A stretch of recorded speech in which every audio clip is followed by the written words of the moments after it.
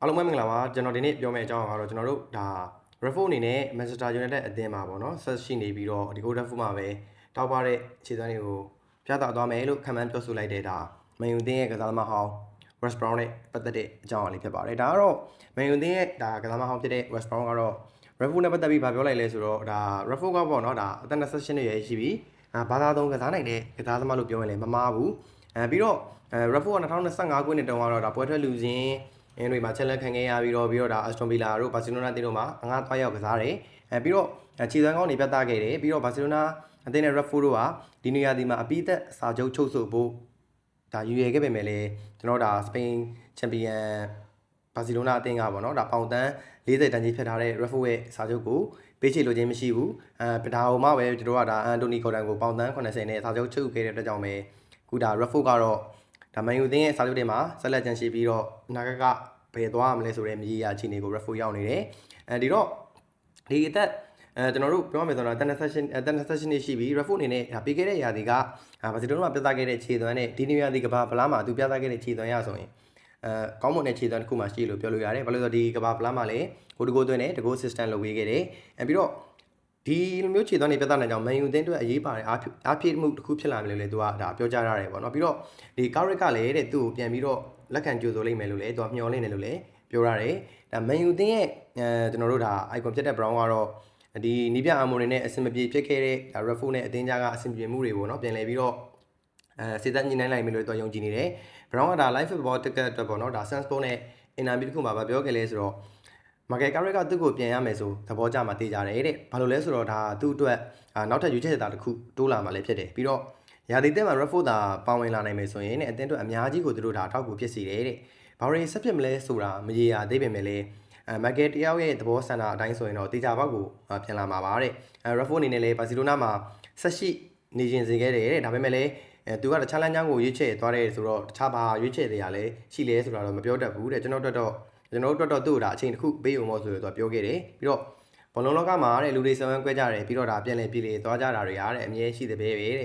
့လာမယ့်ရာသီမှာသူရှိနေတာကမိုက်ကယ်အတွက်ဒါအားသေးတစ်ခွက်ဖြစ်လိမ့်မယ်လို့ထင်တယ်တဲ့ Raffo ကလောကလာကအများကြီးရနေတော့ဒါတခုကအပြောင်းရွှေ့ကိုဒါပိုခက်ခဲသွားစေတယ်လို့လေသူ့ရဲ့ဒါအထင်မြင်ကပြောရတယ်ပြီးတော့သူကထိတ်ကန်းကစားမတစ်ယောက်ဖြစ်ပြီးတော့ဒီကမ္ဘာဖလားပွဲစဉ်တွေမှာလည်းဒါကိုတက်တည်ပြခဲ့ပြီးပြီတဲ့မကြခင်မှာအားလုံးပေါင်းစည်းပြီးတော့ဆုံးဖြတ်ချက်တစ်ခုကိုချရတော့မယ်လို့လည်းသူကပြောထားတယ်တစ်ဖက်မှာလည်းဒါမန်ယူအသင်းရနေရာဒီပြောင်းရွှေ့ကာလမှာကွင်းလယ်ပိုင်းကိုအားဖြစ်ဖို့ကြိုးစားနေတဲ့ပြည်သူတွေတည်တဲ့အတိုင်းပဲအခုချိန်ထိကိုတချို့သောကွင်းလယ်တွေခေါ်ဖို့နာမည်တွေတော့ထွက်နေတာအများကြီးပဲဒါပေမဲ့ဘဒူမန်ကိုရေးရမသိသေးဘူးအဲ့တော့ဒါမှဆိုလဲမန်ချက်စတာစီးတီးအသင်းကိုပြောင်းရွှေ့သွားခဲ့တဲ့ဒါအလီယောအန်ဒါဆန်ပြင်တော်တင်ယန်ကိုပြောင်းသွားခဲ့တဲ့ဒါဆန်ဒိုတိုနာလီတို့ပြီးတော့ဒါဖာနက်တက်တို့လိုကစားသမားတွေကိုမန်ယူတို့လွှဲချော်ခဲ့တယ်လို့ပေါ့နော်ပြီးတော့ဒါအန်ဒါဆန်အပြောင်းရွှေ့ကလည်းစစ်ကြာရှုံးခဲ့တဲ့အတွက်ကြောင့်ပြက်ပြဲခဲ့ရတယ်ဒီတော့အေဒါဆန်အပြောင်းရွှေ့ကဒါစစ်အပြောင်းလဲကြောင့်ဒါပြက်ပြဲခဲ့ရတယ်ဆိုတော့ Manchester Club ကတော့အခုချိန်မှာတော့ဒါ Andre Santos တို့ Yuri Tielemans တို့ခေါ်ယူထားတယ်ဒါပေမဲ့လည်းနောက်ထပ်ဒီလိုမျိုးကောင်းတဲ့ဒီ player တွေထပ်ပြီးတော့ခေါ်တင်သေးတယ်ပေါ့နော်ရှာဖွေနေသေးတယ်ဒီမှာလည်းကျွန်တော်တို့ဒါဘယ်မှာလဲဆိုတော့ Real Madrid ကဒါ Joamandi တို့ဒါ Roma အသင်းရဲ့ဒါမနူကိုနေတို့ပြီးတော့ဒါဘုံမော့အသင်းရဲ့ Alex Scott တို့ကလည်းမန်ယူအသင်းရဲ့ကွင်းလယ်ပိုင်းကိုအားဖြည့်ဖို့အတွက်ဒီကစားသမားတွေသတင်းထွက်နေတယ်ဒါမဲ့ Brown ကတော့ဘလူးကိုသဘောကျလဲဆိုတော့ဒါဘုံမော့နဲ့2028ထိစာချုပ်တက်တန်းချက်ရှိနေသေးပေမဲ့လည်းဒါစာချုပ်ချုပ်ဖို့ညှင်းဆန်ထားတဲ့ဒီအသက်22နှစ်အရွယ်ပေါ့နော်အင်္ဂလန်ဂျယ်ဝင်း Scott ကိုပို့ပြီးတော့သူကသဘောကျတယ်ဆိုတော့ Brown ကတော့ဒါScott အနေနဲ့ပေါ့နော်ဒါ Scott ကိုခေါ်မယ်ဆိုရင်တော့ Man U အသင်းနဲ့တန်ကြီးမှန်မှသာခွဲယူတင်တယ်လို့ဆိုတယ်။ဘာကြောင့်လဲဆိုတော့ဘုံမောက်အသင်းကဒါ Chelsea တို့ Arsenal တို့ကလည်း Scott ကိုစိတ်ဝင်စားနေတော့ဒီစိတ်ဝင်စားမှုတွေကိုဟန်တားနိုင်ဖို့အတွက်ကိုဒါ Scott ရဲ့တန်ကြီးကိုပေါင်တန်း80စီတောင်းဆိုထားတယ်။ Brown ကတော့ဗာပြောလဲဆိုတော့ကျွန်တော်အမြင်အရပြောရရင်တော့တဲ့ဒါအသင်းအနေနဲ့လောလောဆန်ဆန်လှုပ်ဆောင်သွားမယ်မတင်ဘူးတဲ့အခုလက်ရှိကစားသမားခွဲယူတဲ့ပုံစံတွေကိုသူသဘောကျတယ်ပေါ့နော်ဒါ Alex Scott နဲ့ဒါဘုံမောက်နဲ့ Alex Scott ကတော့ဒါဘုံမောက်နဲ့စာချုပ်ချုပ်တော့မှာမဟုတ်ဘူးတဲ့ဒါကြောင့်တန်ကြီးမှန်မှသာကိုခေါ်ယူတယ်ခေါ်မှသာမှန်ကန်တယ်လို့ခံစားရရင်ခေါ်တင်တယ်တဲ့တန်ကြီးမှန်မှသာခေါ်ပေါ့နော်ပြီးတော့အရင်တော့ကတော့ကျွန်တော်တို့ကအလော်ကြီးလောက်ခဲ့မိခဲ့လို့ဒါကစားသမားတွေကိုတန်ကြီးအလုံးမင်းပူပေးခဲ့ရရှိတယ်ဒါဒီလဲဒါအမှန်တရားပြောတာကျွန်တော်တို့ဒါဆန်ချိုတို့တချို့သောကစားသမားပြည်သက်သိပါတယ်တော်တော်များသိပါပါဒီတော့လူကစားမျိုးကျွန်တော်တန်ကြီးတွေအများကြီးပေးခဲ့ပြီးတော့တင်းရောက်တော့ဘာမှအဖက်မဖြစ်ခဲ့တဲ့အရာတွေအများကြီးတွေ့ခဲ့ရတယ်ဒီတော့ဘယ်လိုပြောလဲဆိုတော့သူကတဲ့အတင်းအတွက်ပြည့်စုံတဲ့ကစားမျိုးတော့မပြောချင်ဘူးတဲ့ Alex Scott နေဒါပေမဲ့ဈေးနှုန်းတင်တော်မယ်ဆိုရင်တော့အတင်းကိုမကူညီနေတဲ့အကြောင်းမရှိပါဘူးဒီလက်ရှိမှာလည်း2ယောက်ခွဲယူတိုင်းတယ်မို့အစကောင်းတယ်လို့ပြောရမှာပါလို့လည်း Brown ကပြောကြားသွားတယ်ဒီတော့ ဘရောင်းကတော့ဒါသူ့ရဲ့ဆန္ဒအရဆိုတော့ဒါ Raffle ကိုအသင်းမှာဆက်ရှိပြီးတော့တောက်ပါစေခြင်းနဲ့ပြီးတော့ကွင်းလေကိုလည်းထပ်ပြည့်စေခြင်းနဲ့ဒီတော့ညီကိုတို့ရဲ့